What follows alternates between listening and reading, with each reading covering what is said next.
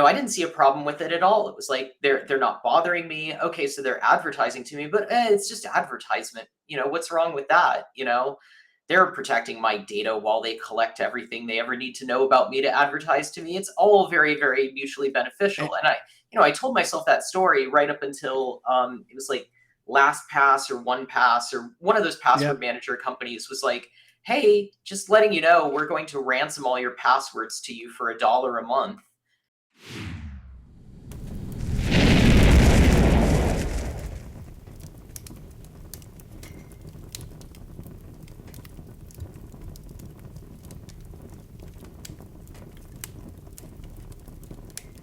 Welcome, Fedi Friends, to episode 52 of Fireside Fedi.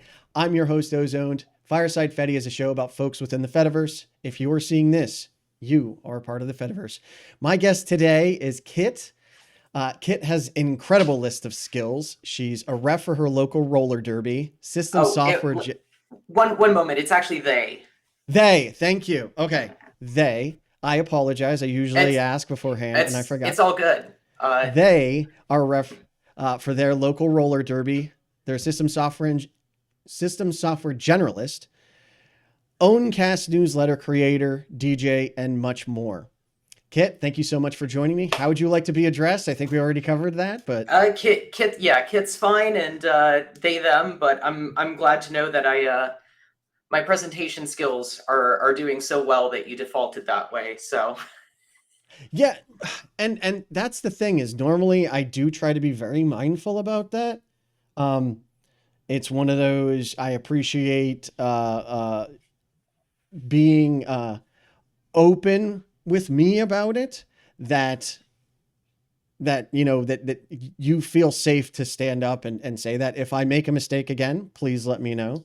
Oh, no problem at all. No problem at all. But that makes a great place for us to start, because this is about the Fediverse. And of course, the Fediverse is one of those places where we, get that kind of opportunity for inclusiveness, community, authenticity, depth of connection. Yes, absolutely. And I think it matters, even if, something as simple as someone's name. Yep. Right. We have folks out there that use their real names. We have folks out there that want to keep that level of privacy. And, we should all respect just everyone else's choice. If you can't respect someone else's choice, that's fine too. Leave them alone. You go do your thing. Totally. Right? It's that easy. Kit, how'd you get to where you're at today? Well, that depends on which flavor of where we're talking about, but let's at least constrain it a little bit to like some of the Fediverse related projects, at least to get started. Because the Owncast Newsletter is kind of something on the Fediverse I'm being known for. Yeah. And how did that happen? Well, Sherman, we set the Wayback Machine all the way back into the pandemic. Okay. And that's where so many people's stories, I think, like, especially with the Fediverse, get started. I'd actually been active on the Fediverse since slightly before the pandemic. It was sort of the like FOSTA and SESTA like years, and specifically this sort of like there was this moment where Facebook was they tweaked an algorithm accidentally, they said, and it was actually muting all posts that were related to like queer families just talking about their lives. And a friend of mine at the time and a friend I knew through roller derby, we were like, we've actually got to get the heck off of Facebook. And so we started a Mastodon node together, and that's Signs and Codes, a very tiny little private one. Mostly it's just the two of us.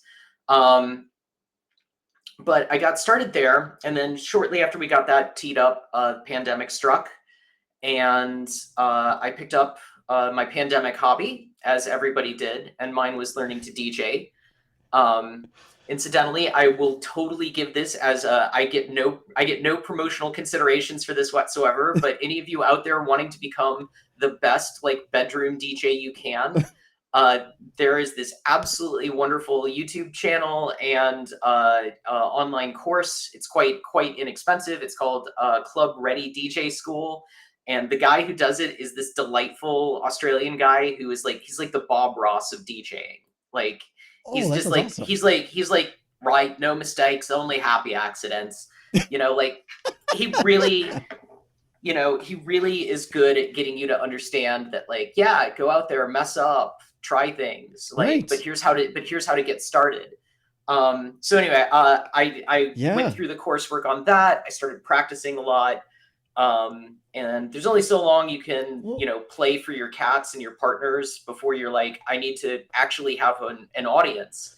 And again, pandemic and things like that going on.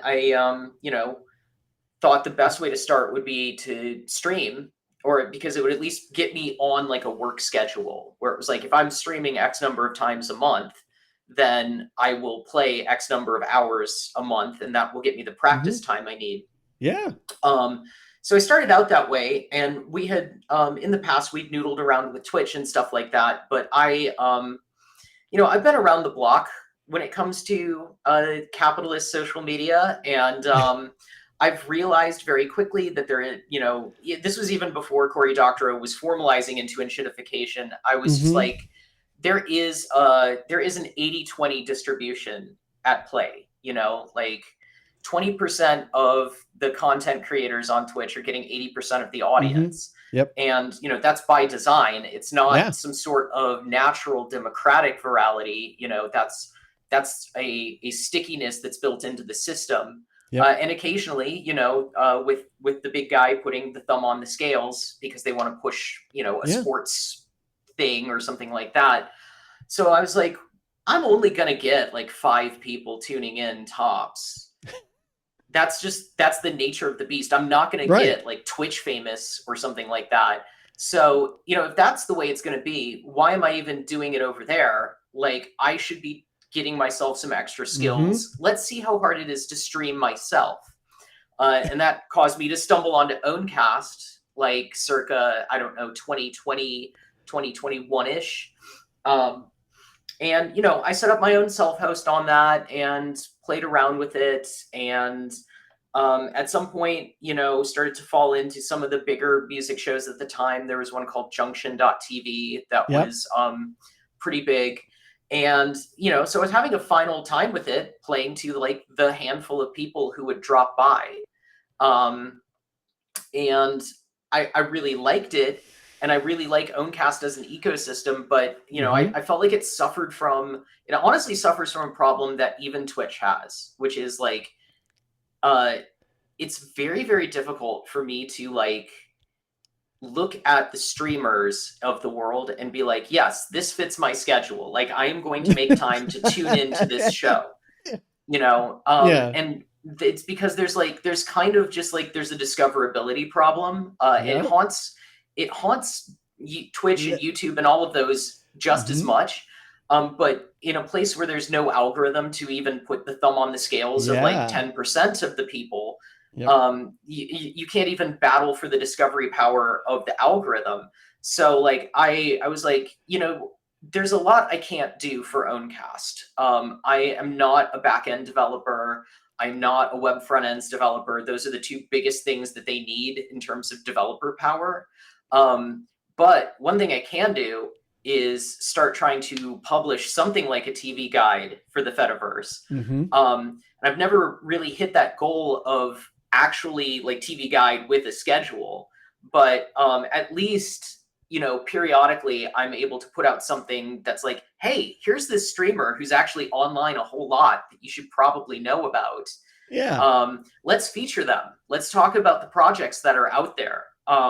Because like, if you just go by the Owncast directory on any given night, you're going to find the 24/7 streams, and that's good. But that's not appointment television. And, there are people who do that.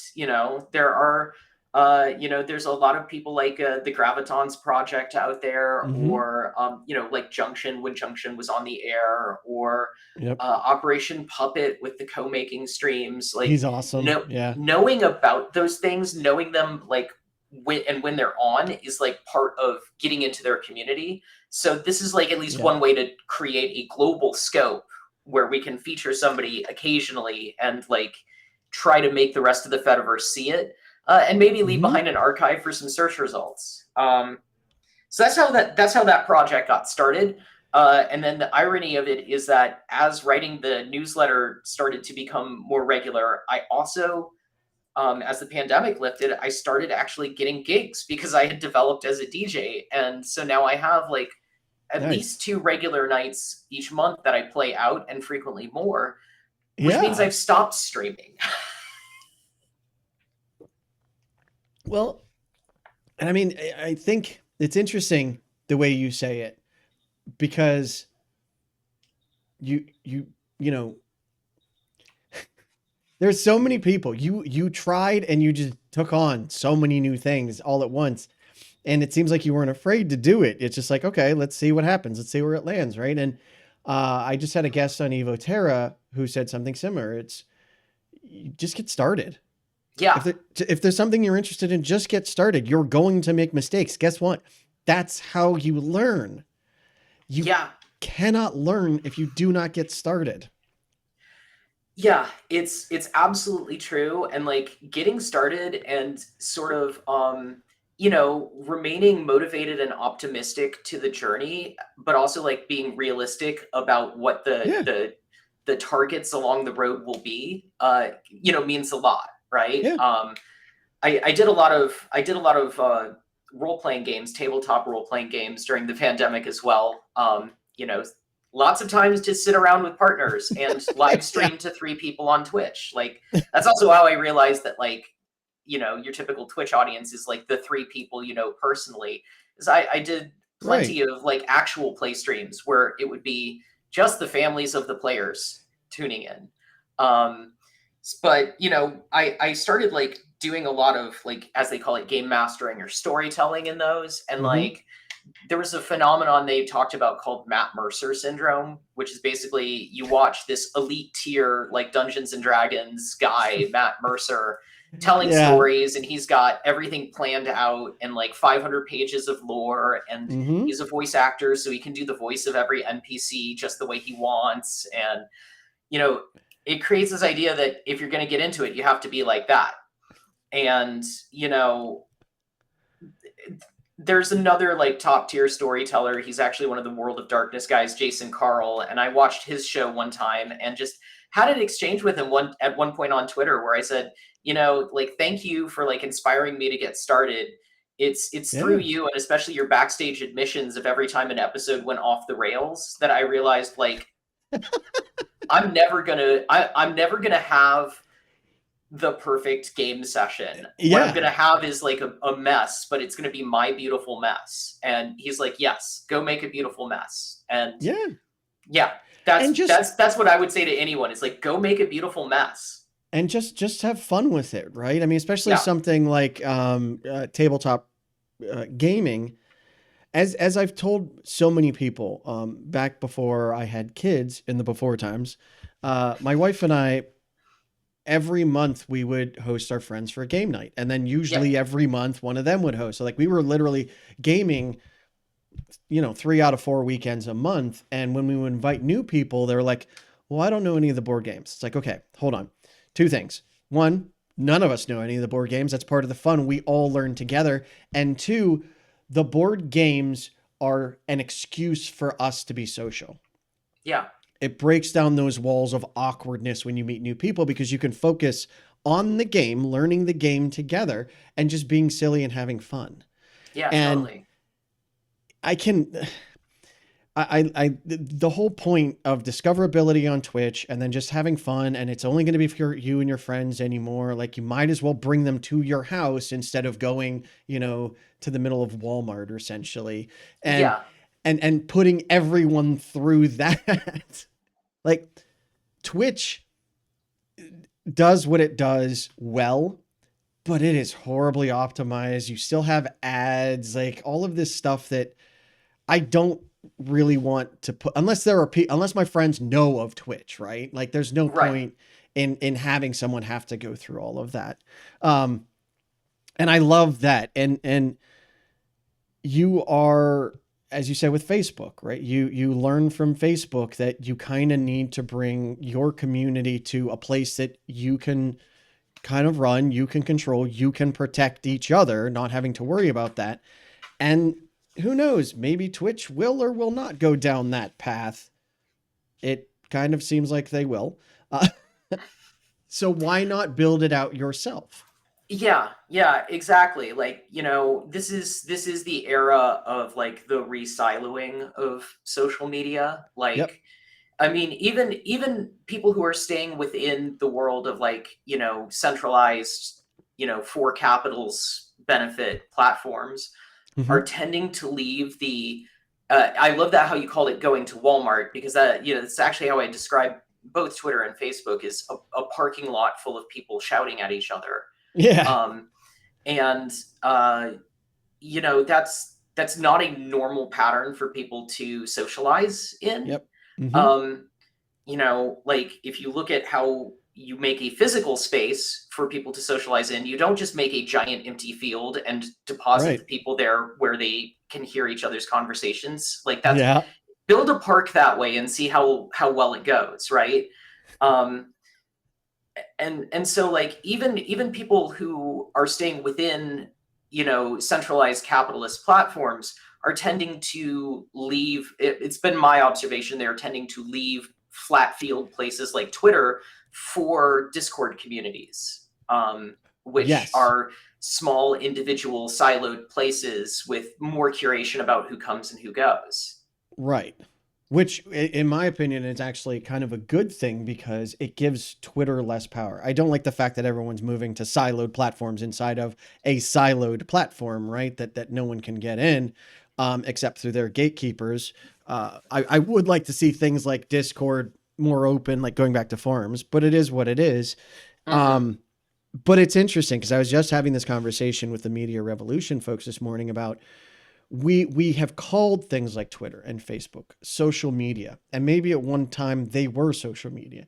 Now they are just media. There is very little social going on there, save for, as you said, screaming in a parking lot.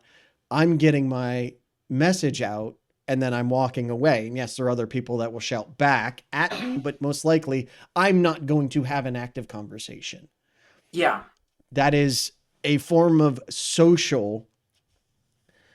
I don't like, outside of something like billboards, right? Is not a normal human means of communication. Yeah, exactly. And I don't know that the evolution of that kind of interaction was like something that was ever planned or even necessarily done with malintent. It Yeah. literally like if you go back to the earliest days of Twitter, you couldn't even use a web-based client to post on it. It Yeah. was dropping text messages and getting text messages. I loved Um, hearing about that. I never knew that. Yeah. Twitter started out as in line with SMS protocols, right? Like, yeah, exactly. And it was a pre-smartphone era, so that was why. Um, but mm-hmm. the term microblogging applies to these sorts of formats, and like at the time, the predominant way that you got your message out was through your blog.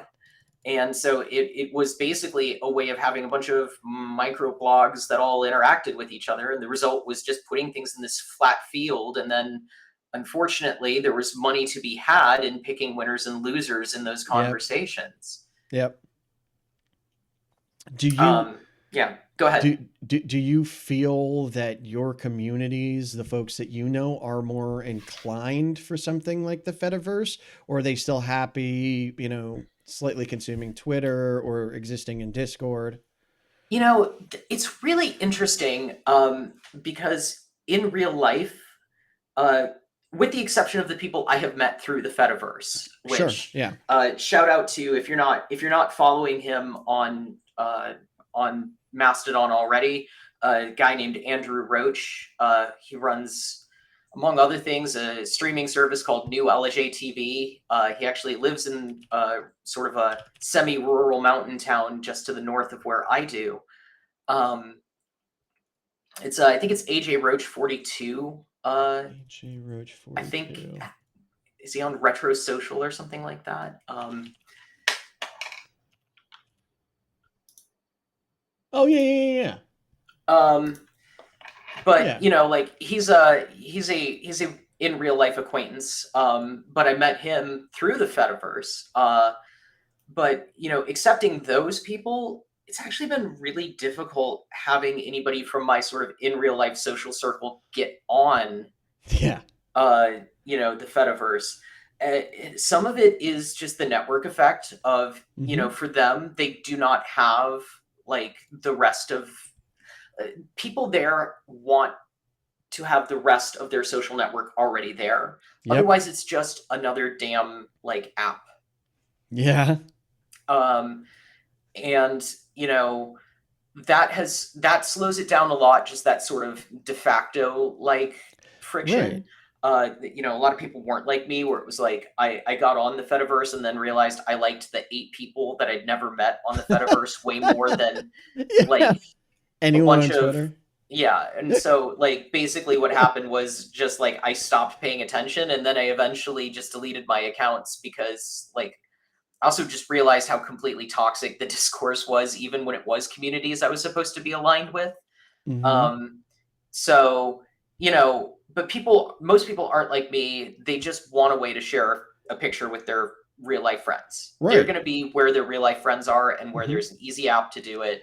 And to Um, consume content when they're bored, right? That's what TikTok is even though being bored is okay in my opinion, which we all need to learn again, it feels like it's to consume content. And when there's no content or very little content, and when there's really none of your friends, it's a hard sell, right? Yet yep. another app that you have to log in and create an account and follow, and it takes time Yeah. and energy. Yeah.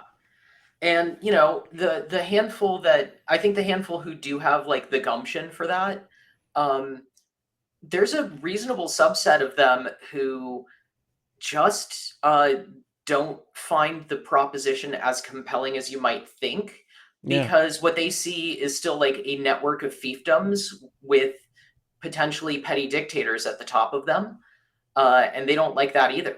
But Interesting. what they don't have is the gumption to just go start their own like node, Yeah. and that's reasonable because like I Yeah. run one, and it boy does it get old. I I I literally just this past week was trying to fix my Castopod, which handles the audio portion of the show, the podcast, because I broke it. I like it was me. It was not even like the app did not. I fully broke it in many ways. They were super amazing to help me, but like for a company that needs, for a production company or a podcast company, like yeah, that's risky, Yeah, right? Like I totally understand it. Or LinkedIn. Right? I know yeah, a lot of people talked about LinkedIn. It's like, okay, but if I run my own and it goes down and like then I can't get a job and I need a job, it's what you value, I guess, more than anything. yeah, yeah. There's definitely that. Um, so yeah, all that's to say that like actually, where were we? Where were we getting off on that tangent from? We were asking something. It was something about real life community and the Yeah, Fediverse. how have you found moving, talking or being able to move anyone? Um, Oh yeah, yeah, yeah, I know that a lot of the Fediverse, because you have those different fiefdoms, right, are different groups. A lot of them are marginalized groups that have sure. experienced something or are afraid of what you've experienced on Facebook or Twitch or Twitter or whatever. So I didn't know what your experience had been in that. Yeah, yeah, yeah. So it's one of those things where I'll show it to people and they'll be like, "That's very interesting," but like you know, it's just very very difficult to drill through that. And I get it. Like I get it at the end of the Yeah. day. Like why is it's like why is everybody in my roller derby league on Instagram? Well, the derby league is also on Instagram. Yep. They all get co-promotion that way. um Hmm. it's and And that's where everyone our hates audience it. is going to be. Like we have to Yeah. like, and we have to sell tickets. Similarly, I go through this as a challenge like all the time. when I look at wanting to do like self distribution of my mixes or even keeping an archive of when I've streamed, is like I'm Yeah. playing commercial music, right? Like some scraper bot from ASCAP could just come across my stuff and be like, money please. Yeah. um and and here's the thing is like, if I put that on SoundCloud, if I put that on Twitch, if I put that on YouTube, Mm-hmm. I'm not going to get monetized, and that's fine, but they will protect me from, the copyright police. Yeah, and that's one of the crazy things about it. The copyright was there to basically prevent you from making money off of someone else's work. Vast majority of these claims, YouTube, Twitch, SoundCloud, someone just loves the music or loves the game and they just want to put it out there. And they're not making any money that way from it. I mean, you can argue that those big Twitch streamers, are making money, but it's not because of the song. It's because of who they are and the entertainment and whatnot. But yeah, you're taking some risk out of it, right? Hmm. So I totally understand that. You and one of the things that I've come to find, I just got a tattoo a couple months ago, and like I was talking to her, she's like, "Yeah, I'm on Instagram," and I'm like, I've never been on it. She's like, "I wish I didn't have to be on it, but we all have to be on it now. That is the people's Yeah. default place to go." And it just amazes me that we can all, even those that are not involved in that kind of social media, even those that are on here, all of us can agree that this situation is shit. No one wants to be on any of these things, but so many people have tied their livelihood to them that they have to be there and they don't see a way out. And I think Yeah. that's the biggest issue for me. Yeah. I mean, it's definitely true. And like, this is of course where like the Mark Fisher idea of capitalist realism comes in, which is like, if you're not familiar with Mark Fisher and Mm-mm. capitalist realism, basically he had opined at one point, and he's quite right about this. Like, think of all of the capitalist dystopia stories we tell, right? Like of all the science fiction that we Sure. do, where the world ends because Uh-huh. capitalism, right? Yeah. Or something like it, right? Yeah. He basically noted we've reached a point, and it was sort of, it was the end of the Cold War that finally brought it on in its final form. We can more easily imagine the end of the world than we can the end of capitalism. Holy shit. And and I use that we very broadly, right? Like that's Right. an abstract we, that he was referring to, but it's very hard to think outside that system, and Mm-hmm. therefore it's very hard to be a first mover on anything.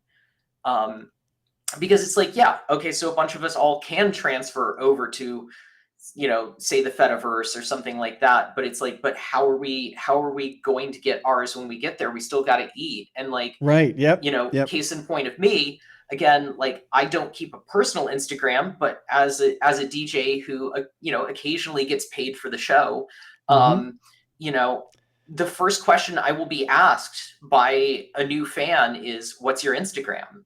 And so, Yeah.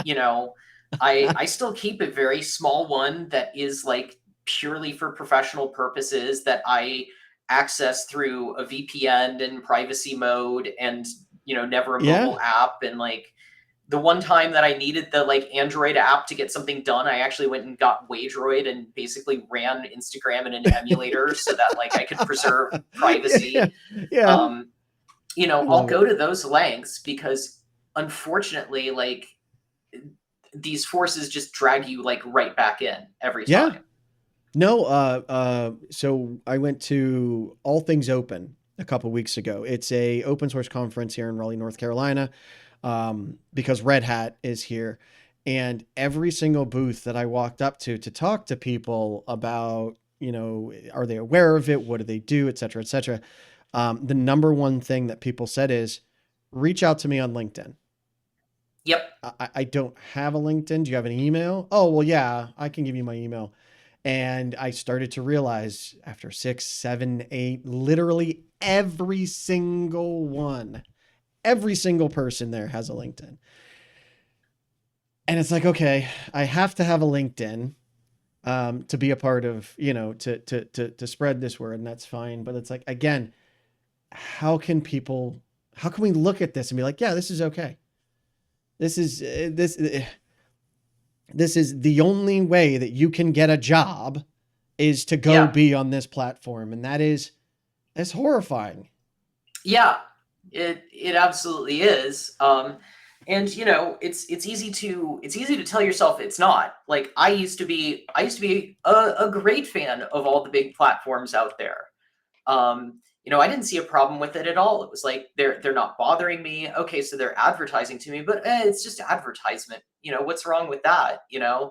They're protecting my data while they collect everything they ever need to know about me to advertise to me. It's all very, very mutually beneficial. And I told myself that story right up until it was like LastPass or OnePass or one of those password manager companies was like, hey, just letting you know, we're going to ransom all your passwords to you for $1 a month. Yep. And, that's when I realized the horrible mistake I'd made. And now it's very much the moment that you are an undesirable to LinkedIn, they can simply terminate your profile and Yeah, they don't need you. They have grossly everyone kneecap else. your ability to earn a living. Yeah.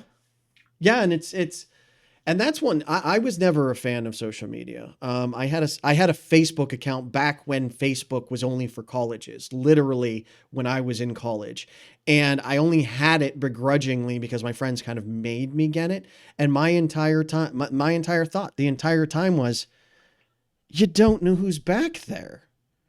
And they're like, well, it's Mark Zuckerberg. It's a company. It's fine. It's like, no, you were having these private conversations amongst our friends or making public statements, and they're collecting all of this. My biggest fear about all of it is that, crazy enough, we could have a government that forces a United States business to give them all of the data they've collected and target people, right? Like, Yeah, of course. And everyone would always tell me that there's no way that this would happen. Like that's horrible. That can't happen. And now it is a real possibility. Yep. And it's it's horrifying. But and I think it really is that mentality though, like you were saying, like but it's not going to happen. Right. Yeah. And and I accept that I was I won't even say I was young and naive. I was as recently as I was early middle aged and naive. I think it's an easy thing to do as well. Like I'm from the final year of Gen X, and as we were sort of in the pre-show talking about things like hackers or Fruitopia ads, like I grew up and got in on technology because I grew up in the era when there was a lot of optimism to be had, and before they had we had really perfected these business models that sort of make everything a little bit worse slowly. I just as a pure aesthetics of design, my very first computer was the Radio Shack TRS-80 Color Computer 2. And I had the same thing. Did you have just a keyboard or did you have the whole? I had the cassette deck as well. So I had a keyboard and a cassette deck. Yeah, see, I've talked about these. That was literally my first. Yeah. And I've tried to explain this to people, and they're like, oh, it was a full set-top computer. And it's like, no, it was a keyboard you plugged into a TV. Yep. Yeah, okay, that's literally the same one I had. That's exactly the one. Or had. Yeah. I mean, I think when people think of the complete set, they're thinking of the Model 1. Okay. The TRS-80 Model 1, I think, was a complete unit. But yeah, the color computer, and I love to tell people this because this is an aesthetics of like joy. You know this as well as I do. When you powered on that screen, it came up in like Chernobyl Dayglow green with a rainbow flashing cursor, Yeah. like 16 colors cycling on that cursor at all Yeah. times. Cursor was practically its own little like keyboard responsive pride flag. Like that is the sort of thing that you do. That honestly, that's the sort of thing that Well, somebody on the Fediverse would do for their toy operating system, you know? yeah. And when you grow up in that era of sort of unbridled optimism, like it's Yeah. very easy to be like, oh, well, these platforms are just the next iteration in that Yep. unbridled, Dayglow, delight us all like optimism. Well, and it And was, it's only after they started to make their heel turn that I started to really yeah. understand. And it was magic back then too, right? Like you Yeah, literally you said some ancient language and it did magical things. yeah, Literally the exact same feel that I had. Like I can control this power. I could create something. That's what I fell in love with as well. I was in high school when I found out about Google, and it was amazing and incredible. And I remember when I first started seeing the chinks in this armor, and now it has gone so far the other way. And you're right, like young and naive. And I feel like though, like, are we at that step with the Fediverse? Like, we keep telling people it has to be monetized for one. Two, there are going to be ads. They probably won't look like what we have today. There won't be an algorithm, but there's nothing stopping Coca-Cola or your local roller derby league from being on there. And that is technically an advertisement, right? Like, come see sure. us at the show. And those are okay. It's this massive collection of information, experience, data about everyone around us at all times, and you can't get out of it. That I Yeah, think is the major underlying issues of these. Yeah, piece of cake. This is yeah. a very lighthearted show today. Yeah, well, so I think the secret is that we're going to have the revolution. I Yeah. don't know what it's going to look like, but it's going to be Yep. great. And on the other side of that, I also don't know what it'll be, but it will also be great. So now that we've solved that, Have you heard of the I think it was Utah interoperability law that they put into effect? I heard something about this. Yeah. Yeah, Utah, I believe it was Utah, passed a law on that platforms have to be able to interoperate, meaning that you can take your Twitter and move it to LinkedIn and things like that. And it's funny because everyone I've talked to about this are like, Utah? I was like, yeah, it's like any other state. Like, I don't know why. It's not seen as the bastion of technological advantage, right? But I think that something like California, who literally is steeped in it and stewing in it, probably isn't the best place to have that fight. Like I, Right. um, and And that one, actually makes a certain sense. Like, I'm formerly from Silicon Valley, and like the okay, number of people that got fed. I know you probably want to hear what happened next on the show, but the following section is only available on the Fediverse. These uploads to big tech platforms such as YouTube are there just to spread awareness about the Fedi. They were never supposed to be the official way for you to watch the show anyway. So go on and get the full episode on video.firesidefedi.live. It is absolutely free, just a different website. This video will now continue from a bit later in the conversation. But so point being is like I yeah, grew up I grew up with Polaroids as part of my life, but yeah, like our transition to digital photography created such a hmm, relationship with captured images. yeah, And it's so totalizing that the first time a Fuji Instax rolled off of my camera, I held it in my hands and watched it develop, and my just this emotional part of my brain went, "Oh my god, it's like a spy movie." And I'm like, why am imagine, I thinking that? Like, but it's just because it had been that long since I had seen it happen that like I only yeah, experienced it as something out of an old movie.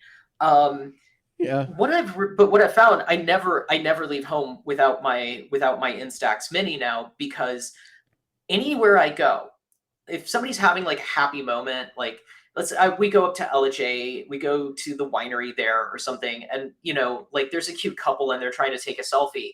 If Hmm. you pop up and take a physical photo and hand it to them, it's like manna from heaven. Like, That and that can go on a wall, right? Like you can exactly. just like grab it right then and just poke it on a wall. You don't have to go print it out. And no, Yeah. that it has become such a more memorable, magical thing. That's awesome. And people like people, I think, at this weird emotional core that's very hard to describe, when you hand them a fresh developing photo right off Yeah. of the camera, they also have this onrush of realizing what we lost Hmm. for the sake of convenience, because all of a sudden they're like, I don't ever get a photo that I hold in my hands. And then implicitly, a lot of them quickly go, wait a minute, Google, Apple, what have you, didn't get Yep. a copy of that photo. Like, you can see the Yeah. whole emotional process like unwind in real time. Well, and it's allowed us to take so many more pictures. Like I take a million pictures of my kids, and I have, I think, one picture of me as a child. And the only time you would expect to lose those physical pictures is during a fire, a catastrophic event. And now the Hmm. catastrophic event is, well, we've decided that you don't pay enough and we're going to lock you out until you pay us X dollars to get all of your photos back. Or the company goes out of business, or they have a data loss. Again, all completely outside of your control. That happens way more often. They've become a dime a dozen, right? It's not as magical as like you're saying, and they can also just go away. Yeah. Which is to say, like, survival tip on big platforms number one to anyone who's watching: go get your Google Takeout or Facebook Archive or whatever it's called on the platforms you're on. Go request those right now. Yeah. Make sure it includes all your media, Yep. and go buy yourself about 5 cheap USB sticks and just get a copy of that right now and shove it in your Yeah. drawer. Yeah. I wholly agree. Yeah, because you never like, unless for some reason you don't care about anything that's on there from the past, which most likely if you're still on there, you care. Um, Even if it's that silly, stupid comment you made to a friend once, that that's going to matter someday in the future. Hopefully for good reasons, but sometimes even bad reasons. To pivot the conversation, because I wanted to Sure. get this in. You're a ref at the Atlanta Roller Derby. Yes. Please tell me all about that. Because roller derby is, for those that don't know, back when I was a kid, there was like fake roller derby. This is real roller derby. And Yeah. my wife and I, when we lived in Pittsburgh, we went to a couple of these, and they're awesome. They're amazing. Yeah, Um, Steel City, they've had good teams. yeah, and it's Um, so much fun, and like it's the first time I've ever seen my wife actually like stand up and shout at some kind of sporting event. Like it is just, it's great. yeah, so I've been in roller derby almost as long as roller derby's been a formally organized sport. Actually, I'll quickly give the brief history of the sport, Yeah. because a lot of people don't know the sport actually goes all the way back into the Depression years. Oh, no kidding. Um, and the first thing to be called a roller derby, as a major event, was something from the Depression years, and it was part of a sort of category of sporting spectacle from back then that would be, races that went for a very, very, very long time. There is still actually a kind of, bicycle race called a Madison. It's a sort of tag team bicycle race done on a oval. Um, and that is actually called a Madison because of Madison Square Garden, where they would have Oh, these as many laps as you can in 24 hours, as many laps as you can in 48 hours kind of races. Um, the tag team 0. format was because the state of New York actually said it's unsafe to have people trying to do this. So then they're like, fine, we'll make it a tag team so everybody can rest for 12 hours, in theory. Sports promoters, especially in the 30s, like had no shame about anything and even less value on human life.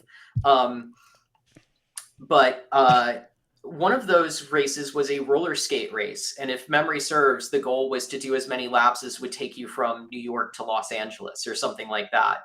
A very, very long race. And basically what the promoters found out was that what people really loved the most was watching fatigued skaters colliding with each other.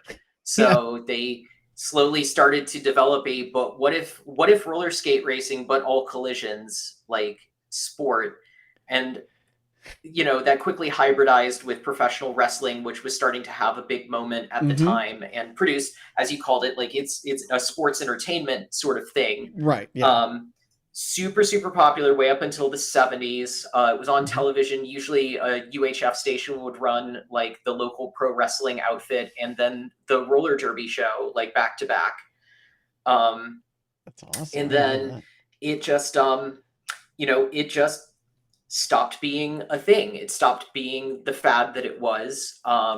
There were attempts at reviving it. Child of the 80s, like I first saw it on TV in 89 on Fox under the name Roller Games. It lasted like one season. It leaned even harder into the pro wrestling like stereotype. So sudden death over time in a roller games roller derby involved putting an alligator in the middle of the track in like a kiddie pool. It was not an animatronic alligator, everyone. They would do their best to make it seem like it wasn't a real live alligator, but it was all showbiz, right? Yeah. But you won by either your team won by either sending out a champion who could like get 5 laps faster than the other guy, or who could throw him in the kiddie pool with the alligator. Right? Like just absurd stuff. But so there were all these attempts at like reviving it over the years. But ultimately what happened was you had people who had cultural memories of it who would at like motorcycle rallies, they would like bring their roller skates and in the parking lot, like set up a little flat oval and try to play something that seemed like what they had seen on TV. I think it was 2005 was the like actual formalization of it by establishing what's now called the Women's Flat Track Derby Association, or WFDA. And Atlanta Roller Derby was one of the original signatories to that organization. And that created a formalized rule set and made it, so-called legitimate sport. And that's sort of like, where do I come into that? Well, 2005 is when it formally organized. 2007 is when I entered roller derby, actually as a video production, like volunteer. And that is how I actually keep my roller derby name, CB DeShill, which is a joke on the film director Cecil B. DeMille, because I originally started out directing video crews. And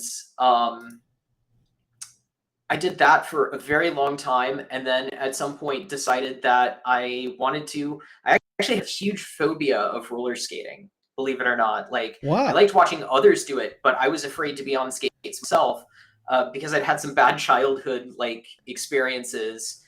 I was not taught very well as a kid, but I was like, I'm going to go do the thing I'm scared of. I'm tired of making the show. I want to be in the show. So I at Atlanta Roller Derby, I started as a non-skating official, and then I was basically the timekeeper.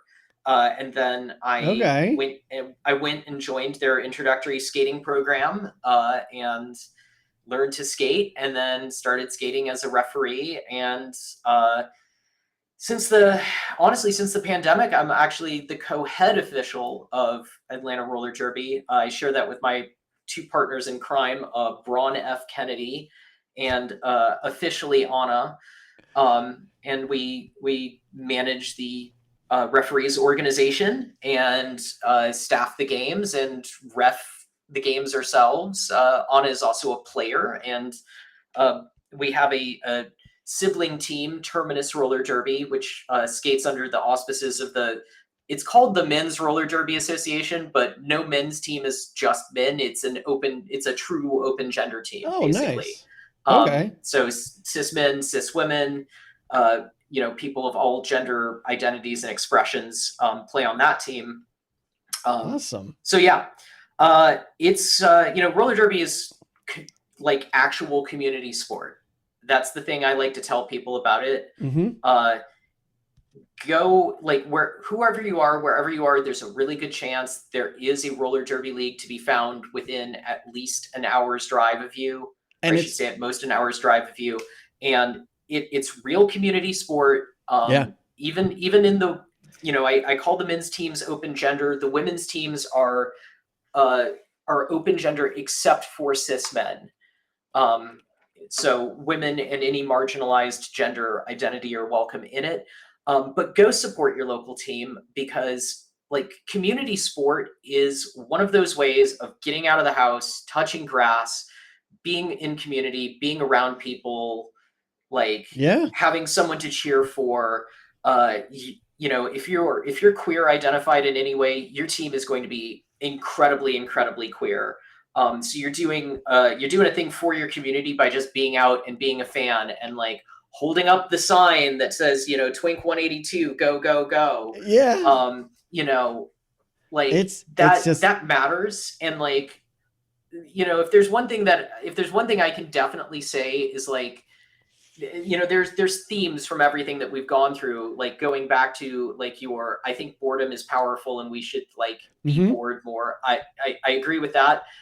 Embrace boredom, embrace inconvenience, embrace analog meet space community. If you need the right tools, invent them.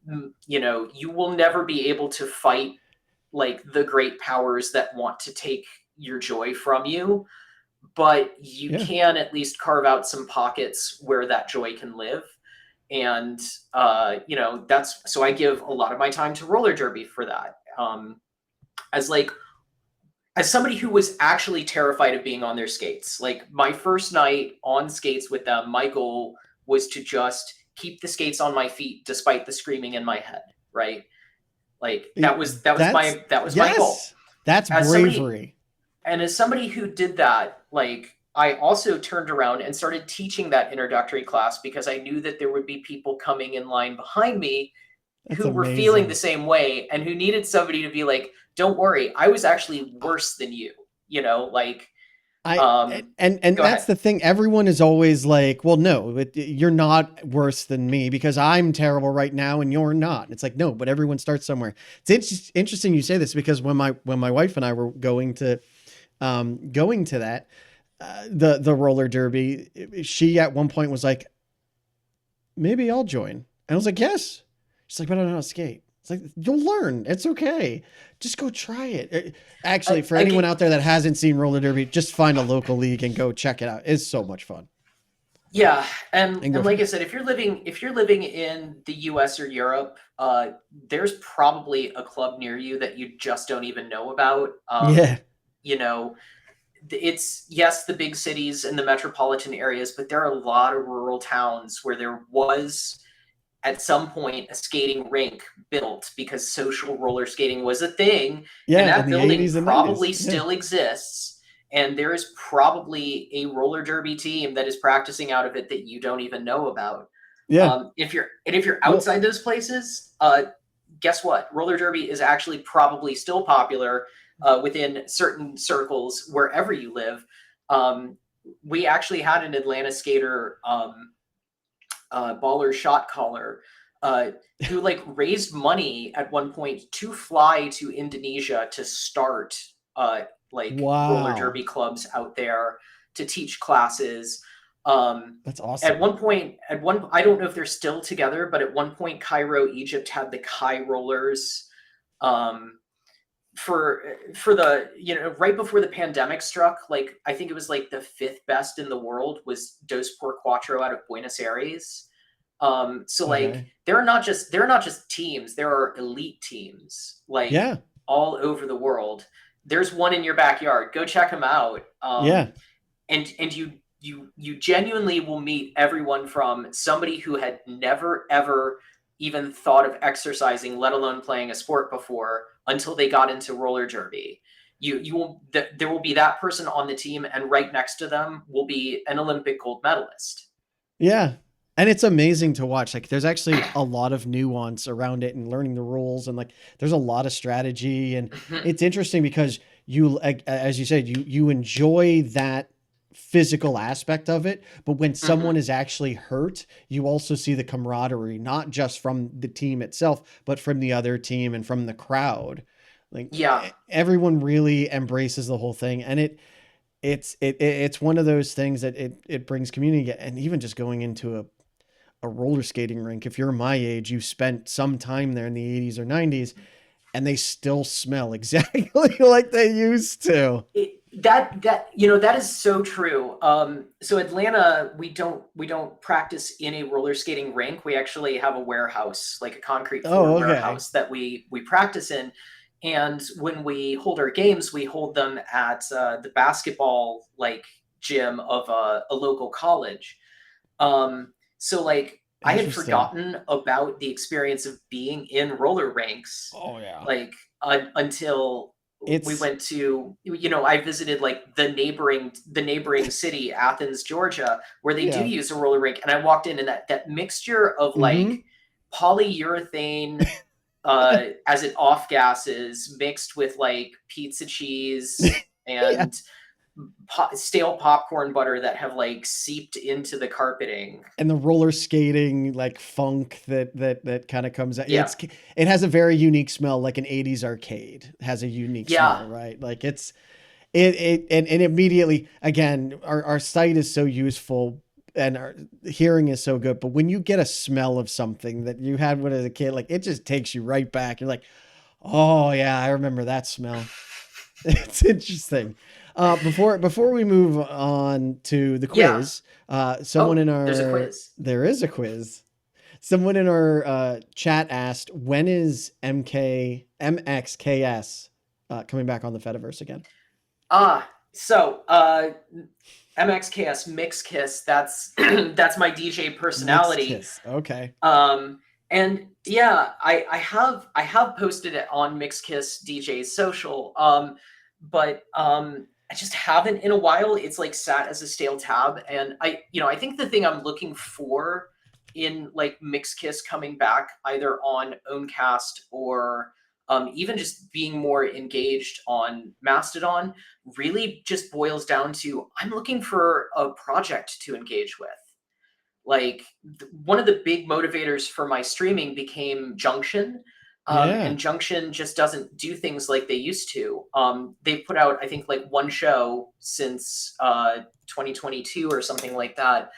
And I haven't solo streamed in a while just because for me to do it just for me, it's like it's on the nights that would have otherwise been spending with my family because I have so many physical playing out nights.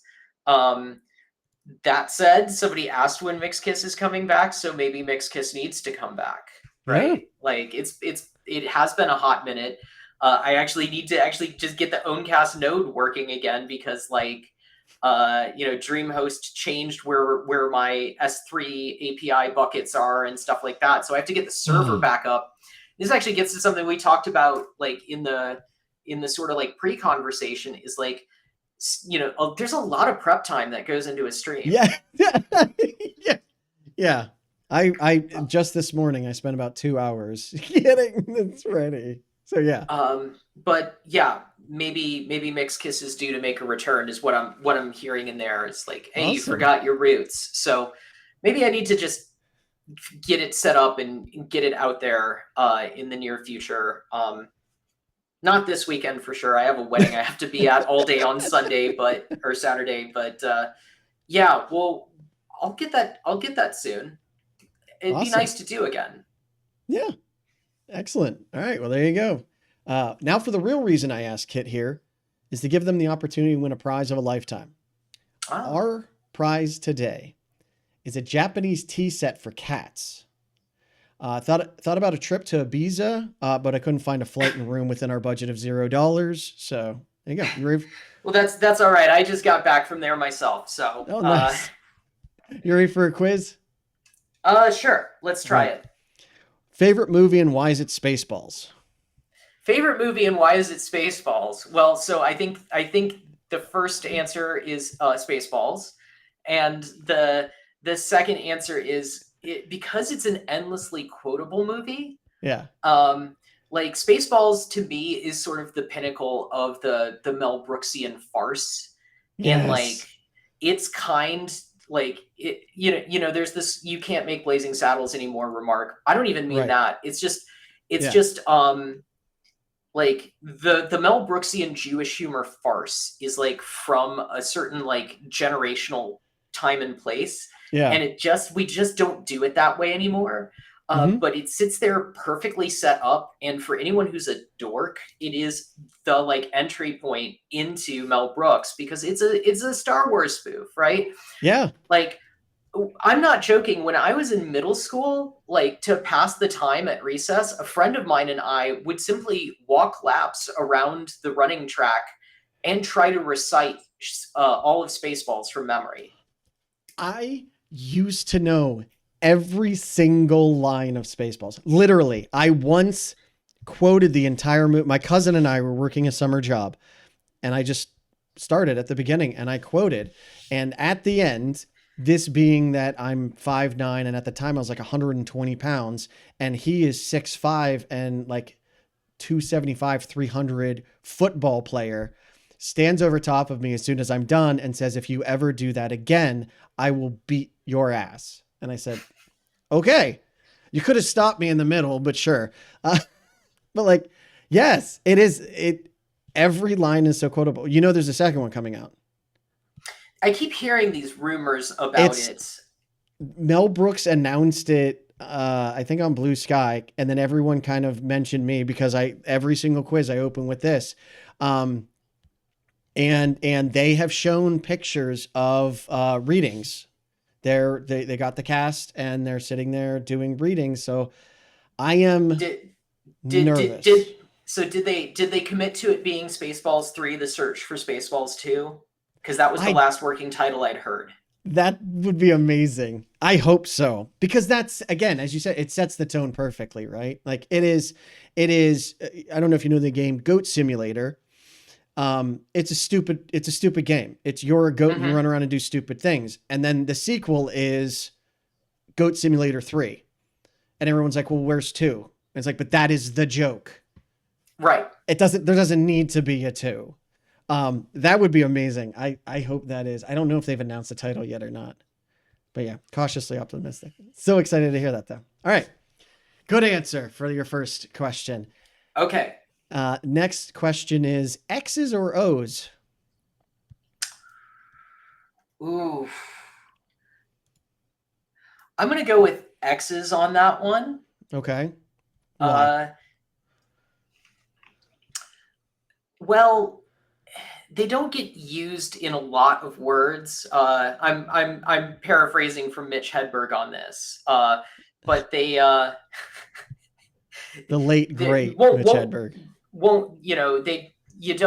They don't get used in a lot of words. But they do get to start a lot of terms that don't seem like they need it, like X-ray or xylophone, which is pronounced with a Z but spelled with an X. It's like an X, yeah. And they're associated with kisses. So okay, there is that. I thought, are they hugs or are they kisses? I don't know. I thought the O's were the hugs. Oh, are they? I mean, I get. Okay, sure, sounds good to me. Well, whatever. We'll go with X. It shows up in wacky places. So this is the exact issue that I always have, like with people with movies. It's like there are talking animals, and then all of a sudden it's like, well, the doors of that car shouldn't open like that. And it's like there are talking animals, right? Like we're arguing whole semantics. Like, is X the hug or it doesn't really? Yeah. Yeah. Next question is red or blue?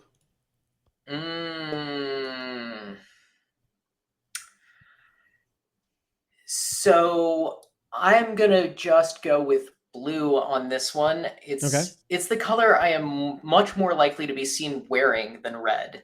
Okay. I like that. I've always just been preferential to blue as a color. Deep greens and blues are the colors I choose. I like greens. Yeah. So, greens are so natural. Yeah. All right. Excellent question, or excellent answer. I love that. Okay. Next question is, what does an alternate universe kit do? Ooh, that's an interesting one.